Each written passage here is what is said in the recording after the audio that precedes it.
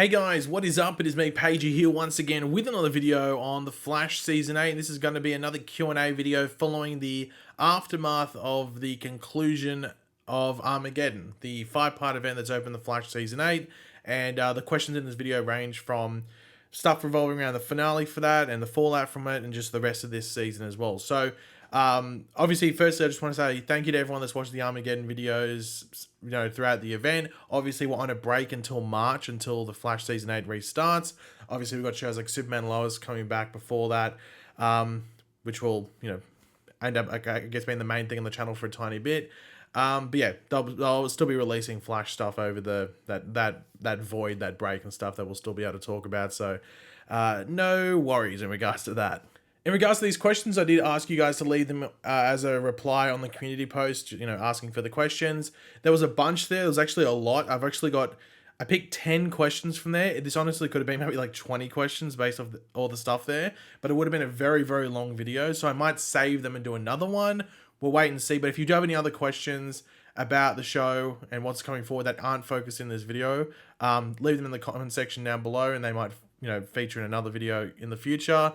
But of course, if you're going to enjoy the video, it would be awesome if you could drop a like on it to show your support for the channel and everything like that. So yeah, as I said, there's 10 questions, I think, and we're just going to go in order of how my computer saved the files. I think that's just the best way to go about it. So the first question comes from Nathan, who asked, how was the Armageddon event as a whole? Would you wanted them to dive more into a specific storyline? What do you think about Mia Queen being in the last part of the Armageddon? Do you wish she was sooner, like part 4?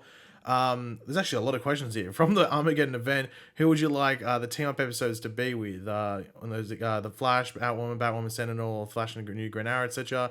And do you think there will be any ramifications due to Armageddon throughout the Flash Season 8? In regards to the Armageddon event as a whole, I'd probably give it like an 8 out of 10, maybe an 8.5 if I was being more lenient. But I enjoyed the hell out of it. Every episode I thought was solid, if not being like great. So yeah, I enjoyed it, and I think it's a really cool concept that I wouldn't mind seeing used more regularly, not just on the Flash but the other shows as well that they decide to do these like condensed events over like 3 to 5 episodes or something like that. I wouldn't want them like throughout, like, okay, there's an event here, an event here, an event here that makes up the entire season, but maybe like one per season would be sort of cool. But then again, I guess you do the crossovers yearly. Does that take away from it? I guess that's another question. But yeah, as a whole, I enjoyed the hell out of it. I'm just going to pick one more question from what Nathan put here.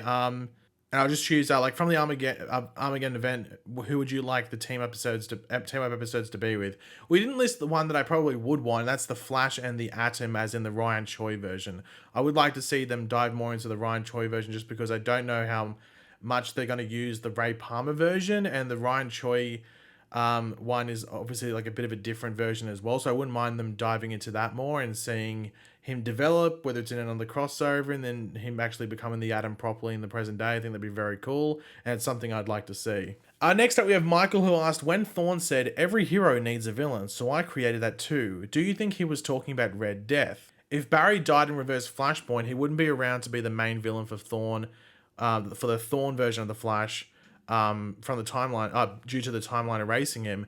Could Red Death be around like the rival stuck around after the first Flashpoint and cause problems on a much larger scale? That's a possibility. We don't know necessarily what the ramifications from not just Armageddon as a whole and everything that's happened there, but just that reverse Flashpoint timeline, because we know what happened with that initial Flashpoint and what carried over to the normal timeline. So what you're saying there in regards to that is, I would say, quite a interesting thought, and it wouldn't surprise me too much if they go down that route, because we know that there's 2 villains, not just one, 2 villains that rise from the ashes of Armageddon. So you might be onto something there, Michael. It'll be interesting to see if anything like that happens, but they have said, outside of those, like, rising from the ashes of Armageddon, that Armageddon as a whole does carry on for the rest of the season. I don't know if it's going to be like the catalyst for a lot of stuff happening, but it definitely influences it based off what like Eric Wallace and even some of the cast members have said.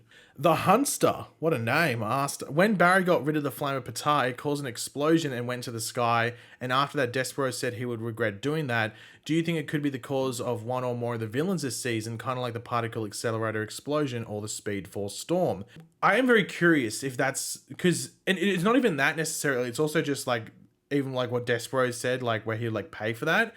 is that because Despero is going to come back, or because the Flame of Batar was, extinguished potentially up into the air, and we don't know necessarily if it was, defeated up in that air, or if it found something else to latch onto. But it would be interesting if they went down that route and actually used that. I guess the issue is that like Despero's known for that in the comics. So if it wasn't Despero, what other thing could latch onto it, and what could it be used for? Unless it was mixed with something. But Despero warned Barry about it. We saw it happen. They went out of their way to make that happen. So maybe it leads to something. It's definitely a possibility. But next up we have Prod by Drippy, who asked, love the Armageddon saga, but could you address how Joe wanted to save Thawne, knowing everything he's done and will just cause problems in the future, but probably being even more mad now and recreate the same way he became Reverse Flash? And also in season 2 when Joe shoots Thawne at first sight, but now has that little, that whole little talk with Barry and Nora. So yeah, when he says like Joe shoots Thawne, remember like in season 2 when Harry first comes to Earth 2, to Earth 1, sorry, and Joe walks in and goes like, what the hell? And like shoots him and Barry catches the bullet. That's what Prod's referencing there. My thought around it after thinking about it, because it was very odd. It felt like a very odd thing for Joe to do. But my thought around it was he was protecting his daughter and son-in-law in Barry and Iris from effectively murdering someone. Like Joe's lived through like the CCPD. We could believe that Joe's openly shot people for protecting the city and also for his own self-defense in that line of work. So he's potentially taken a life and knows maybe the weight that carries, no matter who it is, whether it's an armed robber who's, desperate or something like that and just fighting for their lives by shooting around, or it's a serial killer. Joe, like no matter who it is, that baggage of taking someone's life and just how much that weighs you down, he doesn't want that to happen to both Barry and Iris. So that's my thoughts on it after thinking about it for a while. I think that's maybe what the intention was from that scene as well. That's my thoughts on it at the very least. Next up, we have Edward, who goes, hey, Pagey, we know that Thawne screwed with the timeline and, to set things right, the timeline was erasing him from existence. We also know, thanks to the trailer for episode 6, that the timeline, is in flux. Could this be because Barry saved Thawne, who was meant to die? I am wondering, because at first when I watched that trailer, I was like, okay, maybe Bart and Nora. For context, you haven't seen the episode 6 trailer. If you haven't, that's a crime, because you should have watched my trailer breakdown. But if you haven't seen it, it's a Bart and Nora focused episode where the timeline's all weird and they've got to sort of like time travel to try and fix something. And you can watch the trailer to see that for yourselves if you want to. Now, the big question around this is like, how does the timeline get all weird? Because at first I thought Bart and Nora did something, but it seems that they're in the future and maybe they just noticed that something's happened with the timeline and then decide to go back and investigate. Maybe because Barry's AFK or Barry isn't intervening and trying to change it or anything like that. Now, this could be because something Bart and Nora did, or it could be because of what's happened in Armageddon and that's, everything's changed around. So because it's the episode that follows Armageddon, I would maybe say it's because Barry didn't, erase Thawne when he was meant to die. That might be the case. But it also could be something that Bart and Nora do, seeing that they're like the main characters in that episode. But we'll have to wait and find out. It's a long wait until we see that episode, but I think we'll just have to wait and find out. But it could be one of those two. The Watcher asked, do you think the burst of negative speed force that echoed out of Star Labs when Barry was taking away Thawne's speed will lead to a villain later on in Season 8? It's definitely a possibility. However, I must say, I think a lot of us thought that might be the case in Season 6. Remember the Exorcism of Nash Wells episode when they sort of exorcise the Thawne out of Nash Wells and it sort of shoots up into the sky? We thought that might latch onto someone at that point. But now, this is actually the proper negative speed force leaving Thawne's body. So it's Thawne's not attached to it, so it's out there in the open. So it could heavily lead to a villain. Now, we're led to believe one of the villains is a speedster based off hints and stuff that Eric Wallace has said in, leading up to Season 8 and also after Season 7.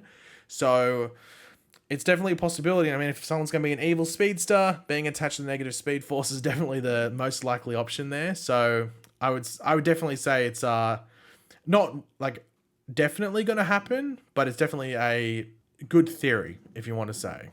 Next up, we have Stormy with the picture of Thor, which sort of fits. Just an opinion, the whole event was fantastic, but I think the 5th episode was the weakest despite the gorgeous golden boots. I must agree with the gorgeous golden boots comment there.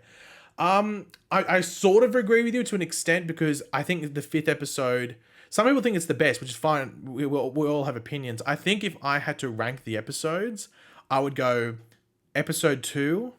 This is from best to worst, or like, you know, most liked to least liked, because I don't like saying worst, because I don't think any of the episodes were actually bad.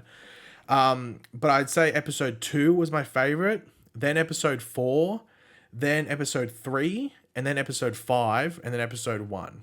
And I put episode 1 down the bottom just because it just sets up a lot of stuff, like, and it doesn't really even really dive too much into all the crazy stuff. That's really episode 2, and that's why that's episode 2 is my favorite as well. So yeah, 2, 4, 3, 5, 1 would be the way I rank it. So the fact that I have 5th, you know, down the bottom, or 2nd from the bottom, sort of lines up with what you're saying there.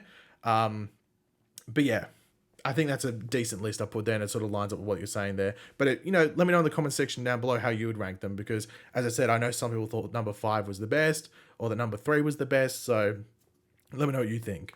And next up we have Seized Carcass, what a name, who says, will Reverse Flash return, whether that's without his speed to help Team Flash, or that he somehow gains it back? Well, he's stuck in the present day with Argus, so my thought is that maybe he gets his speed back, or they have a reason to keep him in the present day. You know, because I've seen a lot of people saying, and I even did a stream a couple days after, like 2 days ago or something like that, and someone said, wouldn't they just take him back to his future where he just stays there? And I guess one of the responses there was that he could just get his speed back, because he did in the future once, he could do it again. So maybe keeping him in the present day and locked up and stuff is the safest way to go about it, and they know that he can't do anything. But I also think they kept him in the present day without his speed, so they can have access to him, because it's important to remember that Thawne is a smart dude still. He's evil and a maniac and just psychotic, but he's still an extremely smart dude. And it wouldn't surprise me too much if there's something later this season where they need his help. Now, the only issue that comes about that is that I could see a scenario where it's like, Thawne's like, hey, I'll help you defeat this villain, but you have to give him my speed back. I could see something like that, which would make you roll your eyes a bit potentially, but maybe having Thawne out there in the open is less dangerous than having this other villain out there, and maybe he's more deadly and stuff like that, and it's a good trade. I guess it depends on the actual situation, but I think we'll see him later this season. It just, I guess, the context of that is up for question, so yeah. The second last question we have here is from Yasmin, who asked, what are you looking forward to for the rest of the season? New storylines, new plots.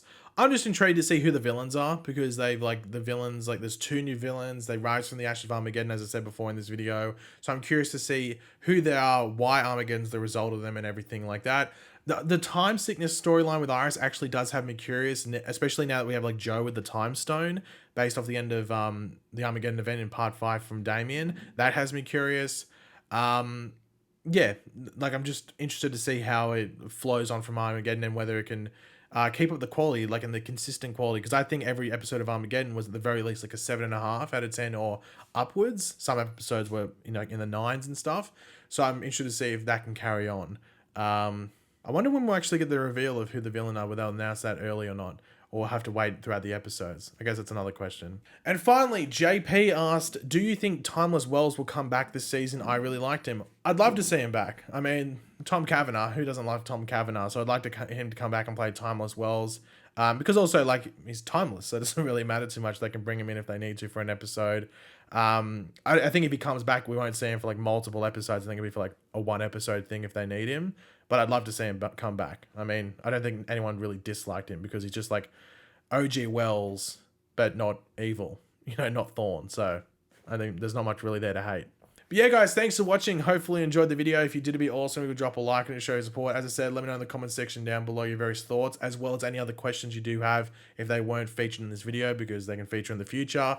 And so we've got 3 months until or about 2.5 months until the Flash is back. So a lot of time to talk. But yeah, let me know all that in the comment section down below. And of course, if you are new to the channel, make sure to subscribe, and I'll catch you guys later. Goodbye.